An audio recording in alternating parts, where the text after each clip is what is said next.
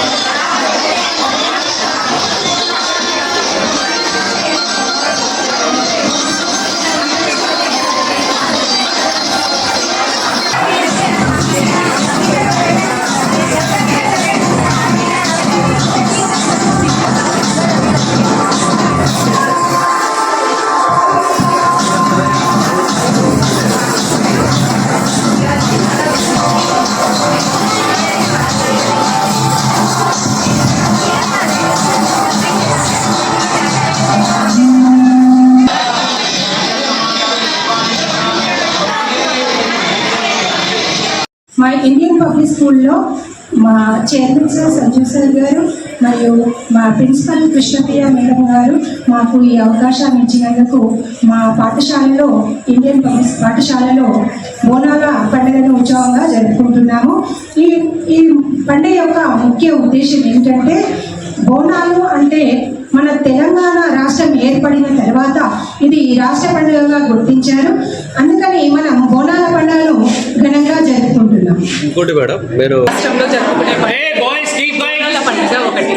ఈ పండుగ ఆషాఢ మాసం మొదలుకొని శ్రావణ మాసం చివరి వరకు ఈ పండుగను జరుపుకుంటారు. వర్షాలు బాగా కురవాలని, పంటలు పండాలని, ప్రజలంతా సుఖ సంతోషాలతో ఉండాలని అమ్మవారిని భక్తి శ్రద్ధలతో గ్రామదేవతలను కొలుస్తారు. బోనం అంటే భోజనం అనే అర్థం. కొత్త కుండకి పసుపు కుంకుమతో అందంగా అలంకరించి వేపాకులు పూలమాలలతో అందంగా అలంకరిస్తారు. ఆ బోనం పైన మళ్ళీ దానిపైన బెల్లం శాఖతో బోనాన్ని, మరో చిన్న బోనాన్ని తయారు చేస్తారు. దానిపైన మట్టి కంచుల్లో దీపాన్ని వెలిగించి ఊరేగింపుతో అమ్మవారికి బోనాన్ని ఊరేగింపుతో శివసత్తులతో ఊరేగింపుగా తీసుకువెళ్తారు. ఇక ఈ పండగ సందర్భంగా కేవలం ఈ పండుగనే కాదు, మా పాఠశాలలో కేవలం విద్యారంగమే కాకుండా అన్ని మన తెలంగాణ సంస్కృతి సాంప్రదాయాలు అన్నిటినీ కూడా విద్యార్థులకు తెలియజేయాలనే ఉద్దేశంతో మా పాఠశాలలో ప్రతి పండుగను వేడుకగా జరుపుకోవడం మా ఆనవాయితీ.